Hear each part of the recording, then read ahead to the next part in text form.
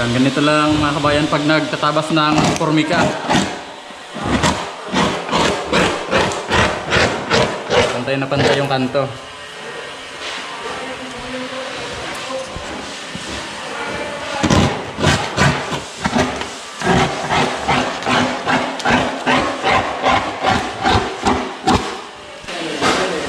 Yan, pag natapos na, ganito na yung itsura. Yan, kabilaan yung formika dito. Yan, yung kulang nito.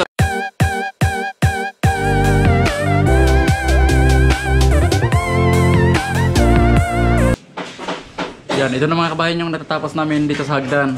Yan, Lunes na namin to itutuloy. Yan, mayroon tayong bisitang isang subscriber. Yan, ito mga kabayan, dinalaw tayo ng isang subscriber dito sa Bicol, si Sir Kaloy Murada. Yan, shout out po sa iyo, sir.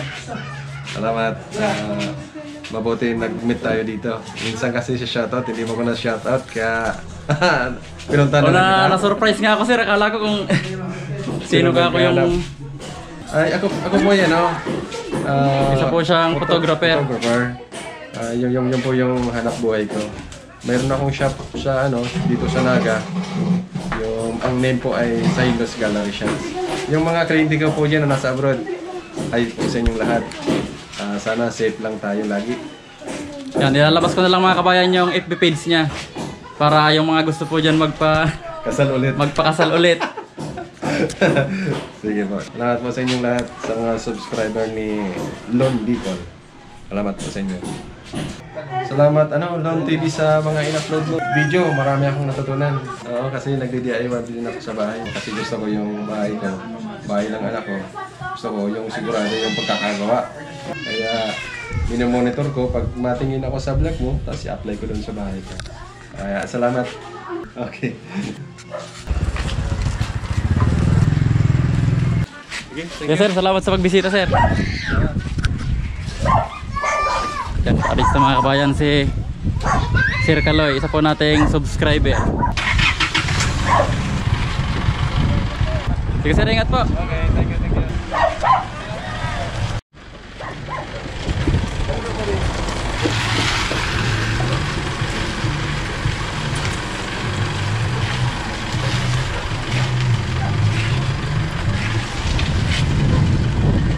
Sige, salamat, sir.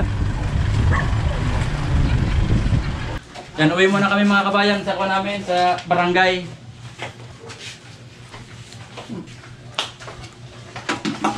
Yan, sa Lunes na lang namin itutuloy yung hagdan. I-video nga mga jikin. Yan mga kabayan yung hagdan na ginawa namin.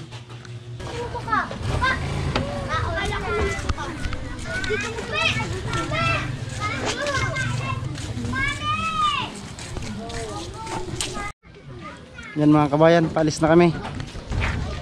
Shout out pala sa iyo, Sir Kaloy, hindi na kita naabutan dito.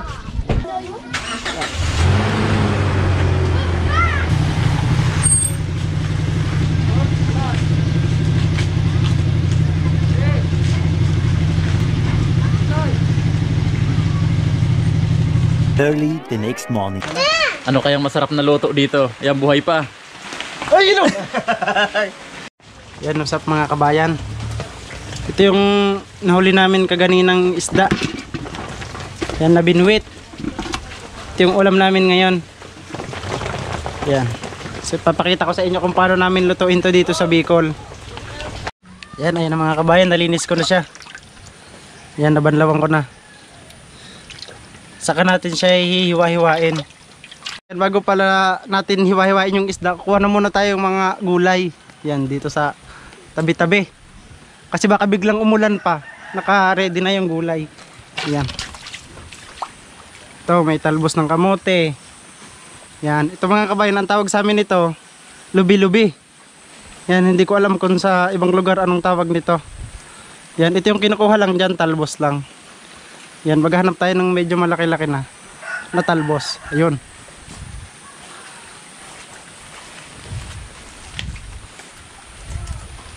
Yan.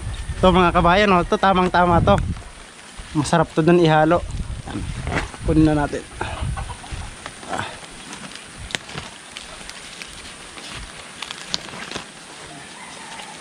Yan. Yan na mga kabayan, marami na.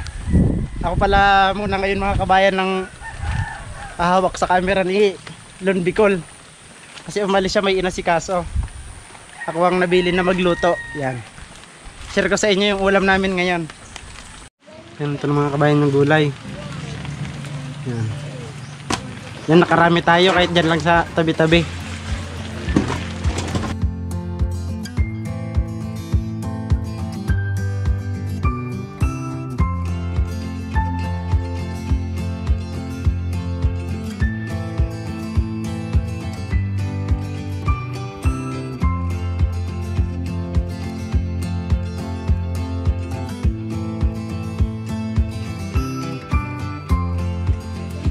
Yan ang mga kabayan, tapos ko na siyang linisan.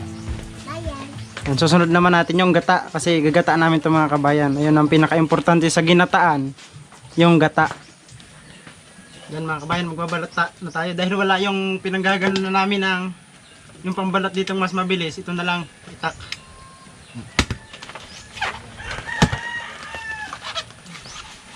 Yan, medyo hindi na ako marunong mga kabayan. Kasi Manila boy na kasi ako ngayon eh. Nagbakasyon lang kami dito.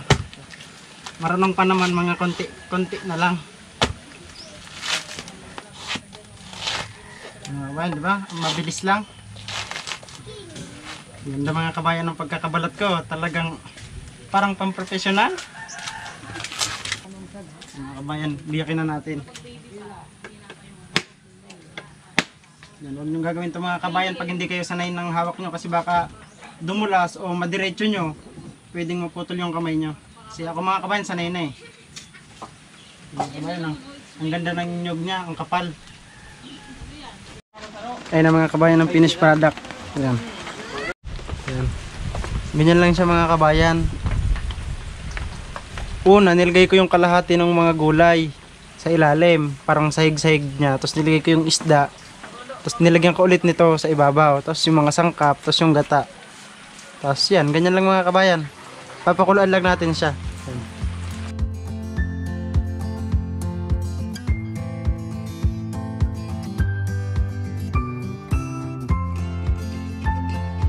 Oh, si Uncle Pat dito dito.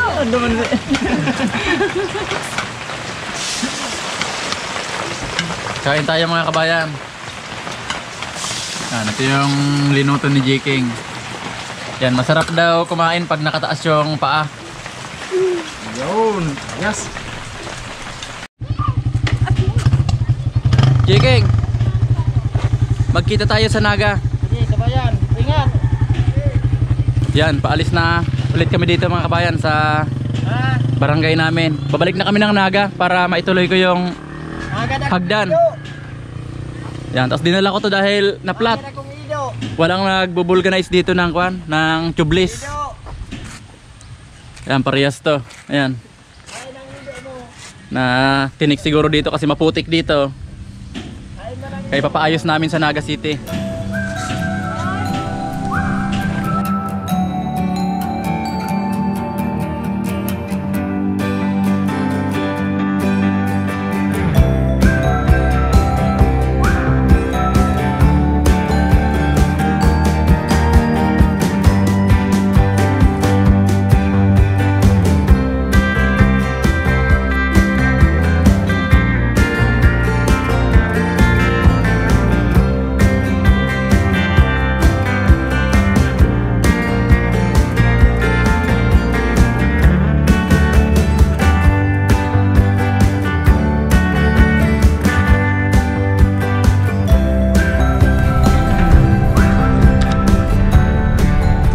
Naming dadaanan mga kabayan yung project naman ng kapatid ko bago kami pumunta dun sa bahay niya.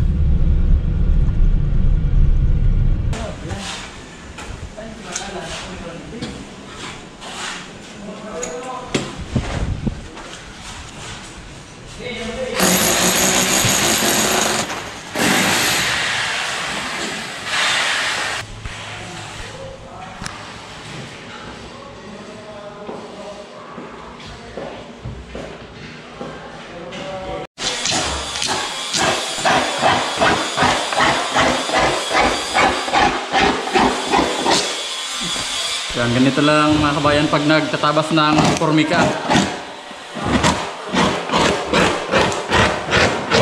Pantay na pantay yung kanto.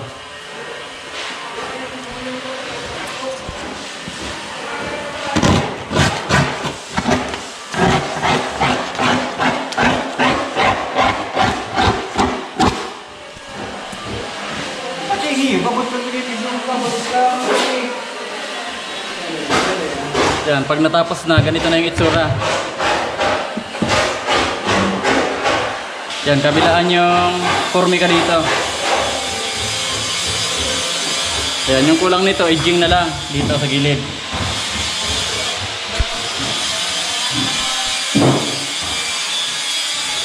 Yan, ang laki ng kwartong ito mga kabayan. Kuwan lang to, isang kwarto lang to.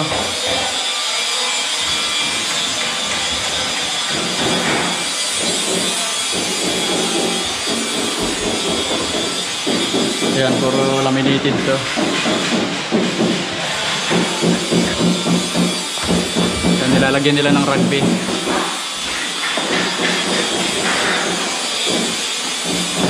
Ayan ito, Decopan.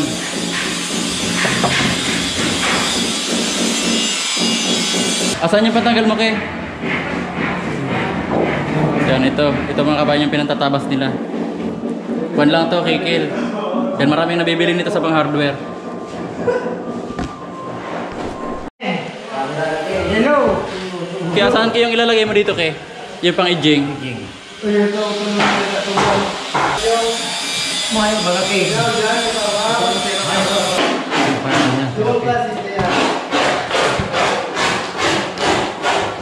Ito yung ikakabit dun sa may gilid ng pinto.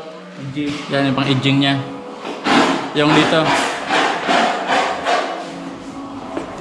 sa mga gilid na to. Yan, ito na yung kulang dito. Yung baliktaran na yun mayroon.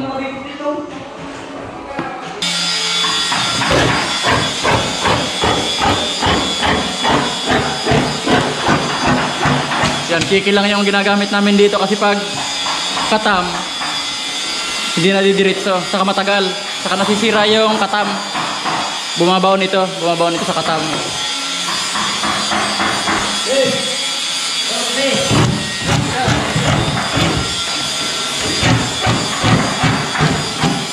Yan, mabilis lang. Yan, tapos itong butas na to, huli na lang to. Pag naikabit na yung formika, tutusukin na lang to ng kikil.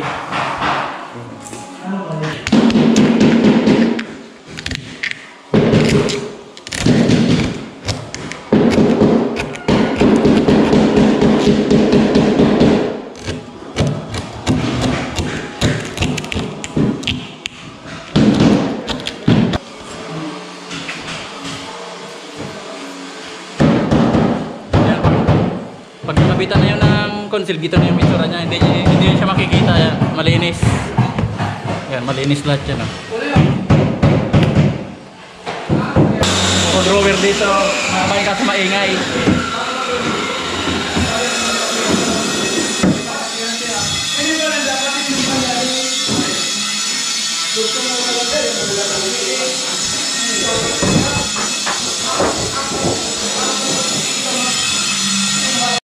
Bayan yung kantuhan, 45 natin ng konti.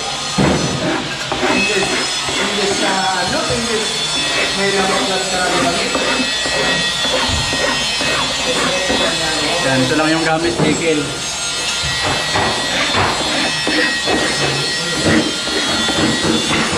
Kasi pag hindi natin kinikil yung kanto matalim.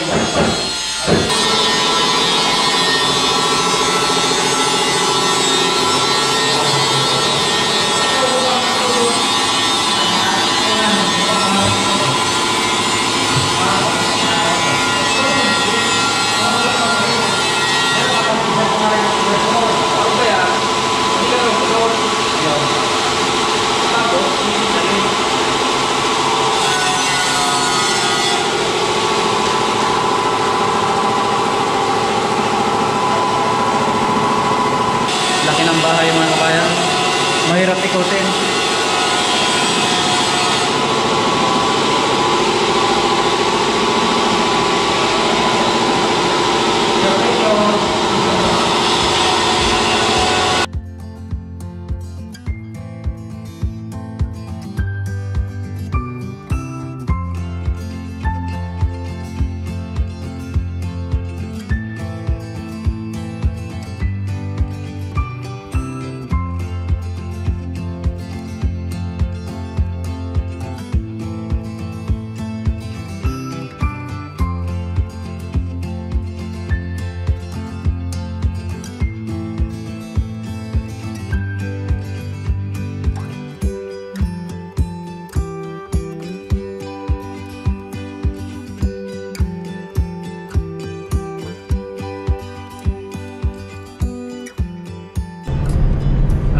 naikot mo ba yung project ng kapatid ko?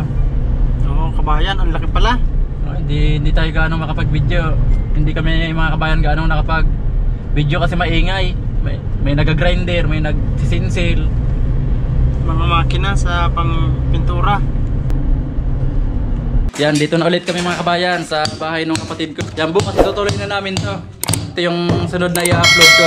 Yan, hanggang dito na lang po mga kabayan. Maraming salamat po sa panonood.